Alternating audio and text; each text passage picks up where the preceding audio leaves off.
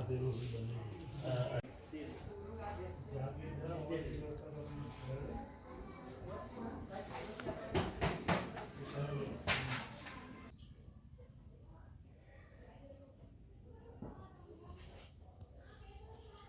माथे जा रहे हो मुझे वहाँ ना पकड़ता है एयरटेल वगैरह नहीं पकड़ता है उसका, वो पीछे साइड में काम है चलिए सिंगल पर बोलेंगे ना आज 20-25 दिन आइए आप। फिर अभी मैंने ताऊजी को कह दिया कि झोले वाले की व्यवस्था अपनी लोन करा के आप समय से नहीं आप फोन आए हो नहीं कुछ मैं तो मेटल बना के देना आप तब तो आप भजे ना जाए जो से करा के तो ब्रेक बना के ध्यान का पैर पीछे का है नहीं आज के बाद से 20 दिन पुरानी बात है पीछे पड़े बैठे हां 20 दिन पहले मैंने भी किया। फिर आज मैंने ताऊ को कहा तो मैंने कहा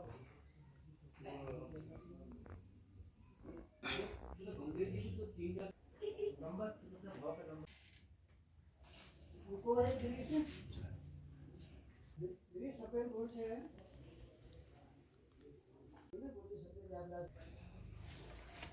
यार एक भगवान नाम कर दे यार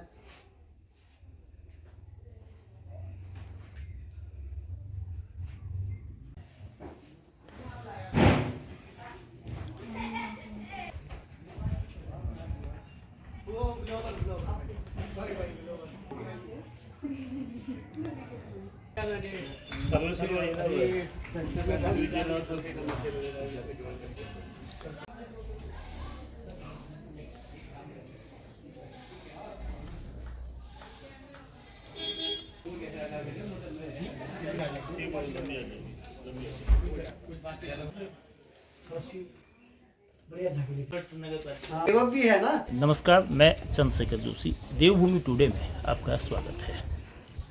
भारतीय दर्शन में न्याय की परंपरा अद्भुत है, असाधारण है और सर्वोच्च है। इंसाफ का दरबार है, इंसाफ की धरती है जिसे हम देवभूमि कहते हैं, उसका एक गोलजू दरबार है। पूरे उत्तराखंड में गुरुदेव न्याय के प्रतीक के रूप में बार बार याद किए जाते हैं। यानी कि जो इंसान की जो अदालतें हैं, इंसानी न्याय से ईश्वरीय न्याय की जो धारणा है, वो गोलजू के दरबार में साक्षात नजर आती है। अल्मोड़ा का चितई मंदिर हो या नैनीताल का घोड़ा का, गोलजू की मूल मंदिर गुरुदेव चंपावत में है और उसकी 2 शाखाएँ हैं। अब इस मंदिर में बीते कई सालों से धर्म यात्राएँ, तीर्थ यात्राएँ, आध्यात्मिक यात्राएँ भी हो रही हैं। लेकिन पिछले साल 2023 से एक नई पहल की गई है गोलजू न्यास के द्वारा, श्री गोलजू संदेश यात्रा।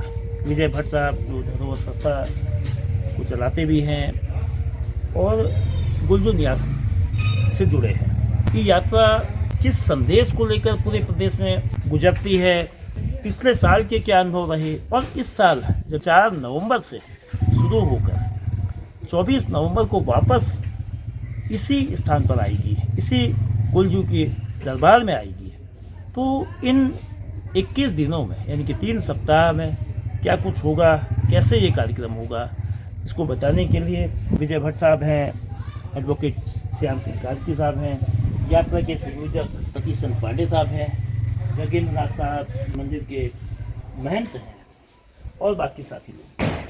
श्री गोलजू संदेश यात्रा कल से शुरू होगी। संदेश यात्रा का संदेश क्या है?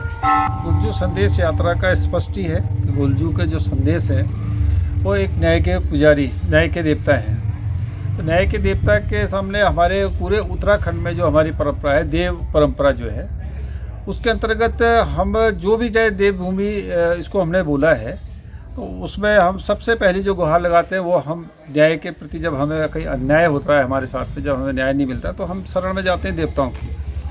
तो कहीं ना कहीं आज के समय में अगर हम चाहे वो सांस्कृतिक रूप से अगर हम देखें, चाहे सामाजिक में देखें, राजनीतिक रूप से अगर देखेंगे, तो कहीं ना कहीं उत्तराखंड की जो हमारी छवि थी वो दिन पे दिन खराब होती जा रही है। तो 2022 में कोरोना काल के समय में एक विचार आया क्यों नहीं एक ऐसा संस्था का निर्माण किया जाए। तो उससे बड़े चिंतन मनन के बाद में ये संस्था के द्वारा 2022 15 अप्रैल से ये यात्रा प्रारंभ की गई थी। और उस समय में क्योंकि कोरोना काल था, लोगों से संपर्क भी ठीक से नहीं हो पाया था। जब यात्रा निकली थी तो उस समय में हमने एक कल्पना करी थी कि भी एक हम केवल दर्शनार्थ हम इसमें जाएंगे। लेकिन उसके बाद में जब लोगों का अपार समर्थन मिला, लोग उससे जुड़ने शुरू हुए, और सबसे बड़ी चीज़ कि समर्थन से भी इसमें नहीं होता, फिर वही बात आती है कि भाई हमें जो गोलजू का आशीर्वाद मिला, जो इष्टों का आशीर्वाद मिला।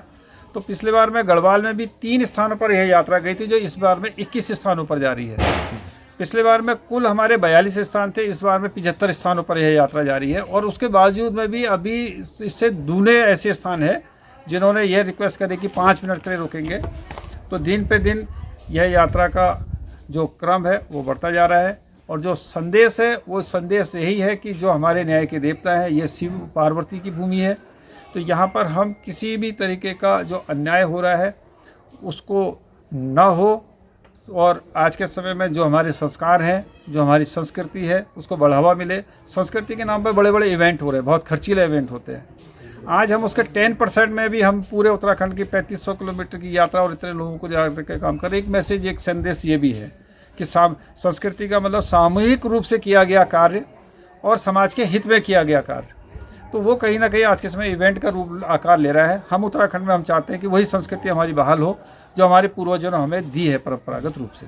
के साथ जो यात्रा होगी, ये यात्रा कैसे, कल कार्यक्रम क्या होंगे और फिर आगे इसमें? कल सर्वप्रथम मैं अपनी धरोहर संस्था के अध्यक्ष विजय भट्ट जी एवं इस धरोहर संस्था के कोषाध्यक्ष रविशंकर सतीश पांडे जी का चंपावत में इस गोलजू संदेश यात्रा के शुभारंभ पर न्याय की धरती, गोलजू की पावन धरती में हार्दिक स्वागत एवं वंदन करता हूं। और कल 4 नवंबर से सुबह हम लोग मानेसर में गंगा स्नान करेंगे। गंगा स्नान करने के बाद 10 बजे शिवा होटल से एक कलश यात्रा निकलेगी। तो उसके बाद गोलजू का पूजन करेंगे। कल परसों 7 बजे के आसपास हम लोग चंपावत से प्रस्थान कर लेंगे। लगभग 75 जगह देवी देवताओं के मंदिर में यात्रा जाएगी। और गोलजू का संदेश पूरे उत्तराखंड में देवभूमि होने के नाते यह बहुत बड़ा बीड़ा, जिस प्रकार गोलजू के जीवन में बहुत बड़ी कठिनाई से उनका नाम हुआ, और वैसे ही हमारे माननीय विजय भट्ट जी के मन में भी, हृदय में भी एक बहुत बड़ी लोगों के न्याय के प्रति एक आस्था जगी, जिनने एक धरोहर संस्था अपनी संस्कृति के माध्यम से इन देवी देवताओं का, हमारे पुराने जो परंपरा की चीज़ें हैं उनको उजागर करके आगे बढ़ाने के लिए इस भारतवर्ष में पूरा काम कर रहे हैं। और वर्ष 2013 में आपने पुराना मंदिर भी गोलजू का देखा होगा। वर्ष 2013 में एक भगवान ने मुझे भी जगाया। तो एक बार ऐसे ही जज साहब थे, जिला जज राजेंद्र चौहान जी, एक कहावत है कि जब गोलजू के मंदिर में सुबह पूजा अर्चना होती थी, माइक बजता था। तो माइक बजा तो उनको बड़ा डिस्टर्ब जैसा लगता था। तो उनने अपने चौकीदार को भेजा, तो उन्होंने कहा भाई ये माइक बंद कर दो। तो गोलजू एक बालक के रूप में उनके घर में गए, उनको लगा, उनने कहा कार्की जी, मैं बार का सचिव होता था उस समय, उनने कहा कार्की जी यार तुम इतना बड़ा गोलजू का मंदिर है और तुम लोग तो कुछ करते ही नहीं हो, लोकल के हो। तो सारे चंपावत के बुद्धिजीवी लोगों को 2013 में इसी प्रांगण में बैठाया, एक समिति का गठन करा, एक संस्था बनाई हमने। और तब से लगातार सारे सेवक लोगों ने, चंपावत के लोगों ने, चंपावत के नागरिकों ने तन मन धन से सहयोग कर रहे हैं। आज ये इतना विशाल रूप है, आप भगवान का बहुत बड़ा दरबार है। और जिला पंचायत में शेर सिंह परगाई थे, उनका भी बहुत बड़ा सहयोग इस मंदिर के लिए रहा। और हम सब लोग चाहते हैं, यहाँ के स्थानीय लोग, कि गोलजू का खूब प्रचार प्रसार हो, लोग न्याय के रूप में यहाँ पूछते हैं तो इनकी परंपरा और बढ़े। जिस प्रकार गोलजू के जीवन में एक बहुत बड़ा दुख, आपने पूरी कहानी सुनी होगी, कैसे गोलजू बेचारे कहाँ गए, कहाँ बहाए, कहाँ डाले, तो इतना बड़ा उनने नाम करा। हम सभी गोलजू भगवान से प्रार्थना करते हैं, जितने भी सेवक लोग हैं, जितने भी चंपावत में सारे लोग हैं, पूरे उत्तराखंड लोग हैं, इनका सबका बहुत खूब उजागर हो, खूब नाम कमाएं और सब लोग न्याय के रूप में हमेशा पूछते रहें, इनकी मान्यता बराबर बनी रहे। पांडे जी, आप इस यात्रा के मुख्य संयोजक हैं। अब यात्रा 21 दिन की है, अब इस बार स्थान भी बढ़े हैं, 42 से बढ़ के। तो इतनी बड़ी यात्रा, इतने लंबे समय तक इतने बड़े क्षेत्र तक जाने वाली यात्रा, तो प्रबंध किस तरह से होगा? ये व्यवस्थित रहे, इसमें अध्यात्म का भाव बना रहे, सब कुछ व्यवस्थित रूप से चले। ये गोलजू संदेश यात्रा हमारे माननीय अध्यक्ष जी द्वारा 2022 में प्रारंभ की गई थी, जो चंपावत से प्रारंभ हो गए, उसका समापन घोड़ाखाल में किया गया। तो इस बार हमारे मन पर आया कि ये गोलजू का मूल स्थान चंपावत पर है, यात्रा यहीं से प्रारंभ की जाए और यहीं पर इसका समापन किया जाए। तो विचार हम लोग एक धरोहर संस्था, हमारी जो संस्था है ये अपनी धरोहर को सुरक्षित रखने के लिए, अभी कल आप देखेंगे जैसे हमारे ढोल नगाड़े में भी इसके साथ चलेंगे, गुलजू का कैसा स्वरूप होता है, ये सब चीज़ें कल आपको थोड़ा सा कलश यात्रा में भी दिखेगा। बाकी जो हमारे रथ के साथ जो यात्रा जाएगी कल, अभी हमारा रथ भी यहाँ पर पहुँच चुका है और उसकी भी पूरी तैयारी हो रही है। हमारा उद्देश्य ये था कि पूरे उत्तराखंड में, क्योंकि ये देवभूमि थी, अब देवभूमि का प्रसार बहुत सारे लोगों में भ्रांतियाँ थी कि गोलजू का मूल स्थान क्या था। तो इससे एक हम संदेश भी देना, हम उत्तराखंड वासियों को भी और देश विदेश के लोगों को भी संदेश देना चाहते हैं कि गोलजू का वास्तविक मूल स्थान चंपावत था। गोलजू का जन्म इसी स्थान से, गोलजू ने तमाम परेशानी के बाद भी गोलजू ने अपने आप को स्थापित किया और आज वो न्याय के देवता कहे जा रहे हैं। आप कहीं पर भी जाएंगे, हमारे लिए तो सारे मंदिर पूजनीय है, यहाँ की अपेक्षा अन्य मंदिरों में ज़्यादा चलन में है, लेकिन हमारा मूल स्थान होने के बाद ये थोड़ा सा लुप्त जैसा था। एक मन में संकल्प ये आया कि भाई हम यहीं पर से यात्रा को प्रारंभ करके, देवभूमि है, देवभूमि की पृष्ठभूमि यहाँ से शुरू होती है। देखो अब फिर हमारा विचार भी आया इसमें कि अभी हमने ये यात्रा का शुभारंभ भी हम मानेसर से कर रहे हैं। मानेसर में कल सुबह स्नान होने के बाद यहाँ पर देव पूजन होगा, देव पूजन के बाद रथ का पूजन होगा, रथ के पूजन के बाद हमारी कलश यात्रा निकलेगी। तो आम जनमानस से भी हम लोग अपेक्षा करते हैं कि इसमें बढ़ चढ़ कर अपनी हिस्सेदारी करें, जो जिस रूप से भी करें, कोई तन से, मन से, धन से, हमें क्योंकि सबकी स्वीकार है, क्योंकि आम जनता और आम जनमानस सबकी भावना के अनुरूप ही हमने काम करने हैं और अपनी धर्म को, अपनी संस्कृति को, अपने सनातन को बचाए रखने के लिए कदम उठाया, जिसमें माननीय श्याम जी का बहुत बड़ा योगदान है, क्योंकि सारी व्यवस्था इन्होंने संभाली है। प्रेरणा हमारे भट्ट जी द्वारा दी गई। हम लोग तो जैसे इनके आदेश होंगे उसके अनुसार हमने कार्य करना है। और उस पीरियड में हमारा यह है कि पूरी व्यवस्था, हमने 4-5 वाहन जाएंगे यहाँ से, उसी में जो जाना चाह रहे हैं पूरी यात्रा के उस पड़ाव में रहेंगे। और लास्ट हमारा 23 तारीख के दिन अंतिम पड़ाव जो है इस यात्रा का माँ बारही के मंदिर में होगा और 24 तारीख के दिन ये यात्रा सुबह वहाँ से प्रारंभ होके, माँ बारही से प्रारंभ होके गुलजू में समापन इसका होगा।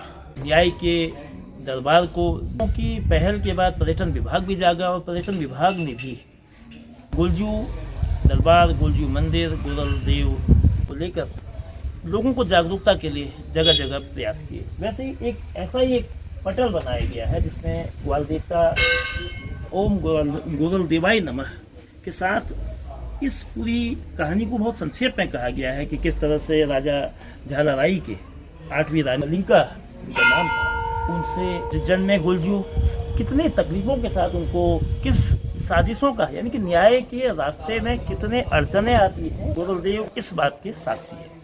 अंत में सत्य की जीत देर में होती है, न्याय की जीत देर में होती है। इसको भी इस मंदिर की जो मान्यता है उसके जरिए बताया गया है। कैसे एक घोड़ा जो काठ का है वो चल सकता है और यहीं पास में जो गोरलचौड़ मैदान है उस पर वो चलते थे। कहा जाता था कि संभवतः इस पर बैठ के भी न्याय करते थे। न्याय करने के लिए जो चितई और घोड़ाखाल था वो उनकी शाखाएं थी, वो वहाँ भी जाते थे। लेकिन मूल मंदिर जिसको लेके गलतफहमियाँ थी, जैसा पांडे जी ने बताया, कार्की साहब ने बताया, भट्ट साहब ने बताया, मूल मंदिर यहाँ था लेकिन ये उपेक्षित था। धीमे धीमे इसको सुधारा गया। जिला पंचायत के पूर्व अपर मुख्याधिकारी शेर सिंह परगई साहब का बहुत बड़ा योगदान रहा, जिन्होंने मंदिर को नए परिवेश में लाने का तमाम लोगों के सहयोग से प्रयास किया। इसके अलावा एक जज साहब का नाम लिया गया। तो जो धर्म की धारणा है, धर्म का जो भाव है, न्याय का जो दृष्टिकोण है, तो न्याय दिखना भी चाहिए, होना भी चाहिए समाज में। और मंदिर उसके लिए एक बहुत महत्वपूर्ण स्थान होता है जहाँ से न्याय का संदेश जाता है। और श्री गुलजू संदेश यात्रा का भी वास्तविक संदेश ये है कि मंदिर का प्रचार हो, प्रचार इसलिए कि सच्चाई सामने आए पूरे उत्तराखंड के 13 जिलों में कि ये मूल मंदिर है और बाकी शाखाएं हैं। शाखाओं का महत्व कम नहीं है, लेकिन मूल मंदिर की मान्यता अपनी जगह होती है। पर्यटन बढ़ेगा, आध्यात्मिक क्षेत्र में इस क्षेत्र की एक नई पहचान होगी। मुख्यमंत्री पुष्कर सिंह धामी का निर्वाचन क्षेत्र होने के साथ ही यहाँ एक गुलजू कॉरिडोर का भी निर्माण किया जा रहा है और वो भी इन्हीं सब प्रयासों के बाद शुरू हुआ है। तो उम्मीद ये की जा सकती है कल 4 नवंबर से 24 नवंबर तक पूरे 21 दिन तक जो श्री गोलजू संदेश यात्रा पूरे प्रदेश में घूमेगी। 13 जिले, तमाम धर्म स्थलों पे धर्म से लोगों के जीवन तक न्याय का संदेश जाएगा। उसका असर समाज की खुशहाली में, समाज में जो विषमताएं हैं, समाज में जो अन्याय है, उसमें भी कहीं ना कहीं कमी आएगी। न्याय का देव गोलजू दरबार है। चितई और घोड़ाकाल कुमाऊं के 2 प्रसिद्ध अन्य इंसाफ के देव हैं, लेकिन मूल मंदिर उच्च चंपावत की गुरुदेव दरबार यहीं पर स्थित है और पंडित बसंत वल्लभ पांडे साहब मंदिर के पुजारी हैं। इस मंदिर को न्याय का देव क्यों कहा जाता है, इसकी क्या मान्यताएं हैं, ये कब का है, कैसे गुरुदेव इंसान से ईश्वर का दर्जा कैसे पाया, उनकी जो न्याय की धारणा थी उसको उन्होंने केवल जीवन में कैसे उतारा, तो गुरुदेव को इंसाफ का देव कहते हैं। तो ये दरबार मूल बताया जाता है, इसकी मान्यता क्या है, ये कैसे कब का है और क्या यहाँ दर्शन करके लोग जो अपनी मन्नतों को पूरा करते हैं। कुटिल देवता को पूरे उत्तराखंड में जो है प्रामाणिक लोक देवता के रूप में जाना जाता है और यह जो देवता है ये न्याय के रूप के लिए प्रसिद्ध है। और जब चंपावत में नागनाथ राजा वृद्धावस्था को हो गए थे तो उन्होंने अपने संदेश वाहकों को भेज करके गोलजू को यहाँ पर आमंत्रित किया। क्यों किया? यहाँ पर सुख शांति स्थापना के लिए उनको यहाँ पर आमंत्रित किया। यहाँ पर चटिया मसान के आतंक को समापन करने के लिए उनको आमंत्रित किया। तो जब गोलजू देव चंपावत में पहुँचे तो यहाँ पर से उन्होंने अपने न्याय का दरबार प्रारंभ किया।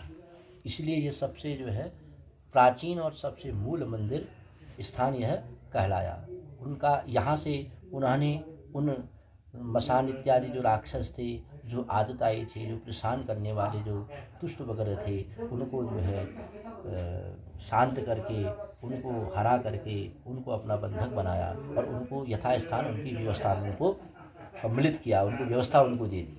और तब से यहाँ पर से बैठ करके उन्होंने जगह जगह जाकर यहाँ पर से जो उन्होंने चौपाल लगा करके न्याय के फैसले करने शुरू किए। यत्र तत्र उन्होंने जो भी जिस जनमानस को परेशानी होती थी वो उसका अपना न्याय यहाँ पर इस स्थान से वह करते थे। और इसके कई मंदिर बने हुए हैं। चितई में भी इसकी स्थापना है, घोड़ाखाल में भी इसकी स्थापना है और अन्य भी उदयपुर, कैरार, चमनखान वगैरह कई जगहों पर इनकी स्थापना है। कुल मिलाकर के पूरे उत्तराखंड में कुमाऊं में तो सब जगह लगभग है ही और कुछ स्थानों पर गढ़वाल में भी इनकी मंदिर जो है विद्यमान है। तो आज ये गोलजू जो संदेश यात्रा है वो प्रारंभ हो रही है कल 4 नवंबर 2024 से इस गोलजू के मूल स्थान से और लगभग पूरे उत्तराखंड प्रदेश में इसकी यात्रा चलेगी और 20 दिन की यह यात्रा है और 24 नवंबर को यह यात्रा समापन इस स्थान पर पुनः वापस आकर के भंडारा वगैरह इत्यादि कर्म यहाँ पर किया जाएगा। राग से आते हैं, कुछ यहीं खुद लिख के दे जाते हैं, अपनी मन्नत मांगे, अगर उनकी मन्नत पूरी हो गई तो फिर वापस आते हैं। फिर अपनी जो भी श्रद्धा, किसी ने कहा घंटी चढ़ाएंगे, किसी ने कहा निशान चढ़ाएंगे, किसी ने बकरी के लिए भी कहा। पहाड़ों पर अक्सर ज़्यादा घंटियों का ही हुआ है। गोलजू को सफ़ेद वाला चढ़ने वाला, महाकाली को लाल वाला, भैरव है तो इसके लिए काला चढ़ने वाला। भैरव भी तो गोलजू के ही रूप है जी।